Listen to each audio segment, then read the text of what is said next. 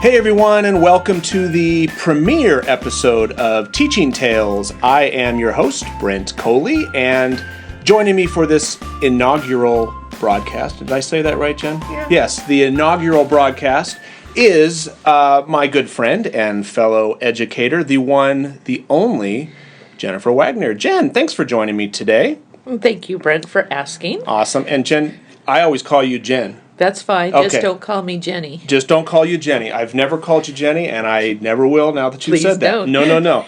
We're going to continue to call you Jen. Okay, so Jen, tell our listeners a little bit about yourself. Hi, I'm Jen Wagner, and I live in Southern California. I've been in education since 1982. Wandered into tech in 1993 and never left. And I love creative ideas. My beginning was in preschool, so I've always been used to chaos and creativity and centers. And in my free time, I host projects for teachers at projectsbyjen.com. Very cool. You're also a Google certified teacher. And I just became a Brain Pop ambassador, and I'm working on becoming a Microsoft Innovative Educator as well. Outstanding. And a Discovery Guru. And you're a Discovery Education Guru as well. Pretty much a jack of all trades, a Jane of all trades, Yes. but not a Jenny of all trades. No, not a Jenny of all Jen trades. of all trades. All right. Well, since this is the first broadcast, I want to kind of give our listeners, which right now is pretty much my mom and dad, so hopefully we'll get a little wider audience than that, but let everyone know what is Teaching Tales. What is that about? And in one word, this podcast is stories.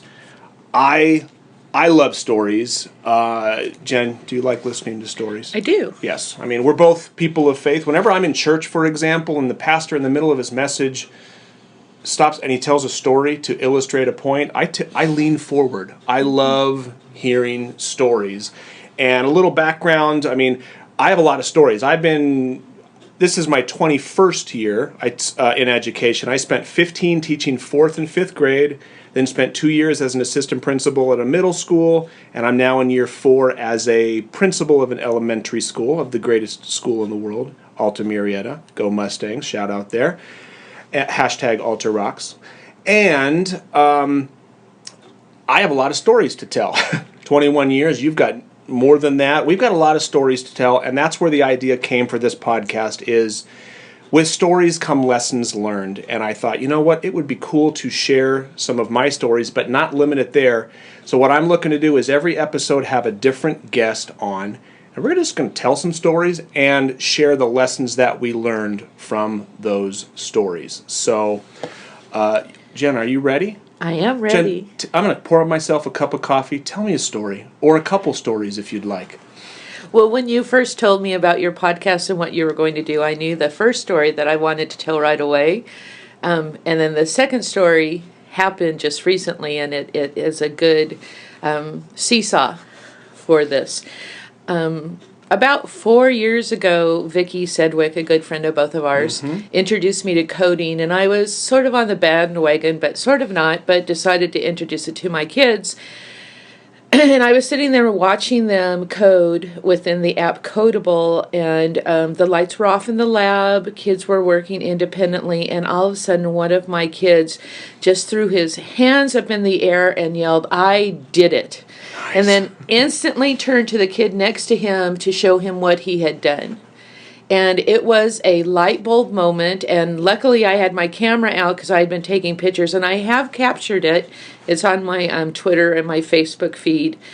But I went from not being on the bandwagon to coding to needing to know more. Nice. Because he wasn't just engaged, he was enthusiastic. And my classroom is always creative, and my classroom is a wonderful place to be, but this was beyond joy. Oh, yeah.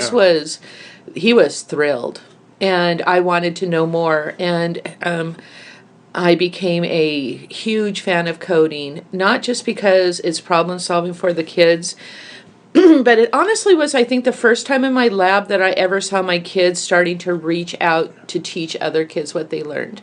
And I totally changed that day from being a teacher who did not allow my kids pretty much to get out of their seats and move and help to, it changed the dynamics of my classroom. Mm-hmm. I saw the power of, and I was so blessed that I captured that moment. Yeah, the fact that you had your camera. That I had my camera. Is awesome. How many times do we think, oh, if I only could have got that on tape. It's a moment that I have in my heart, but I also have it on Facebook as well. Facebook as well. And what it taught me besides coding was to be aware of what's happening in my classroom, to notice my kids, which then will seesaw us to what happened last week. Mm-hmm. My school is an accelerated reader school, and we do STAR testing, and for first grade through sixth grade. And when we were looking at one of the scores of one of the first graders this past week, I and his teacher noticed he had taken the test in 5 minutes, and there's no way you could take 34 questions in 5 minutes. Not well. Not well. And his score was not well. Sure. And I wasn't watching, and I missed.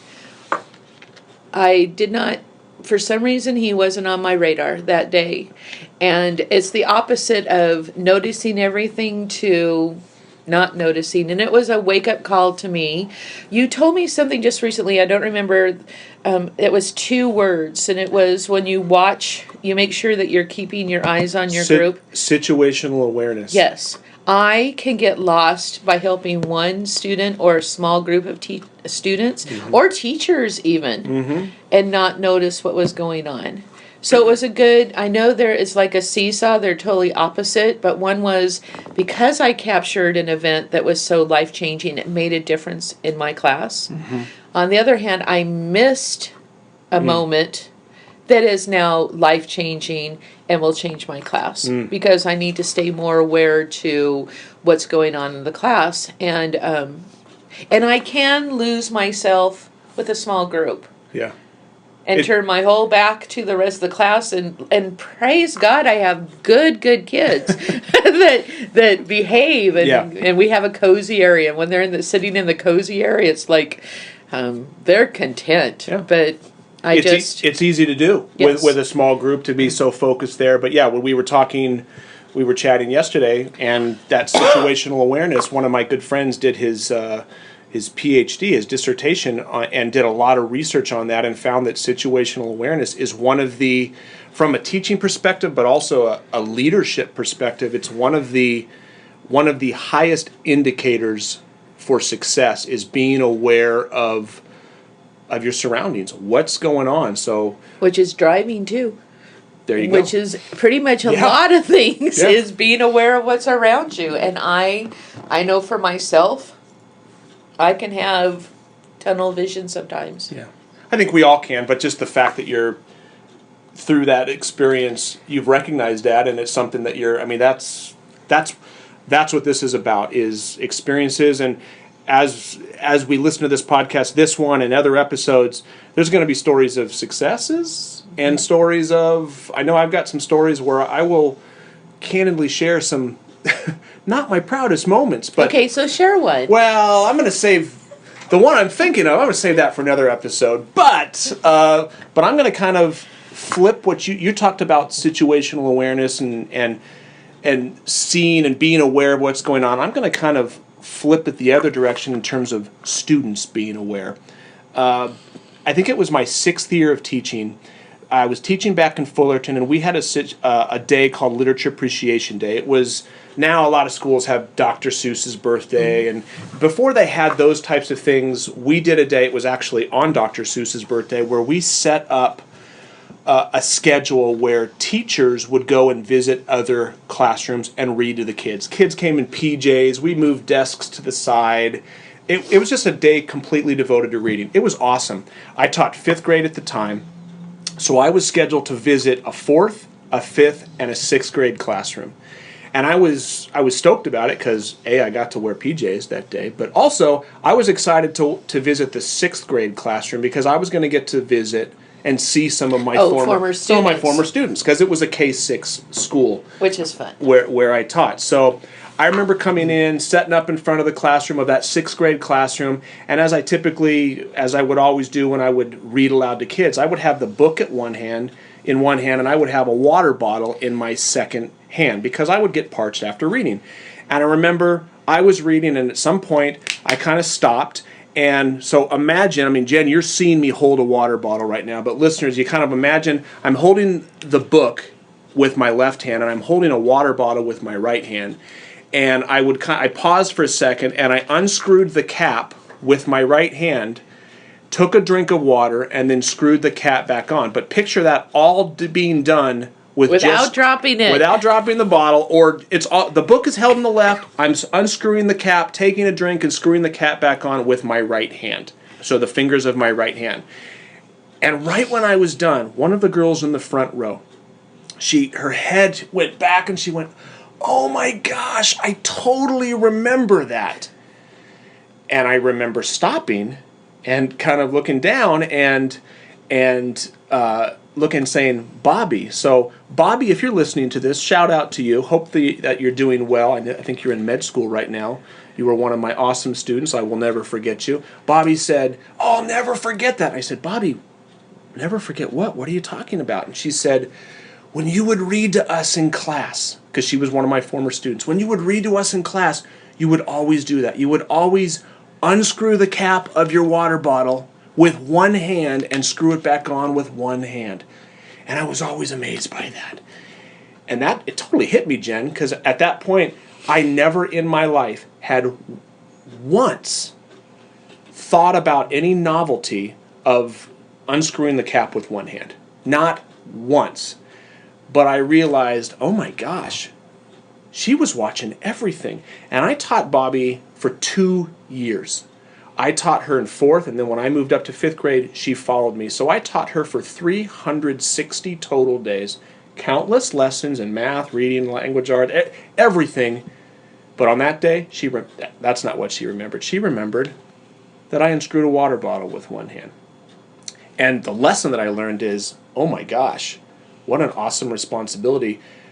They're watching everything we do, Jen. All the time. And we're always teaching, even when we don't realize that we're teaching.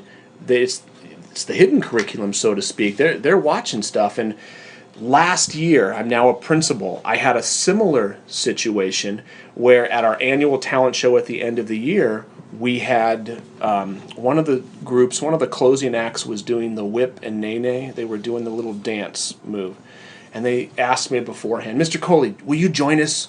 Join us like toward the end and do the dance." And I imagine the male equivalent, if you're a Seinfeld fan, the male equivalent of Elaine Bennis dancing. That's pretty much me. It's not pretty, but I said sure, because that's what principals do. They embarrass themselves. So I get up there, and toward the end of the song, it was my cue, and I came on stage, and I had a baseball hat on, and I kind of got ready, and I flipped my hat on backwards because I was getting into the mode, my hip hop mode, and I started busting a move. And if you want to see what that looks like, you can go to my YouTube channel or my website and search for Paying Attention. I have a blog post about that.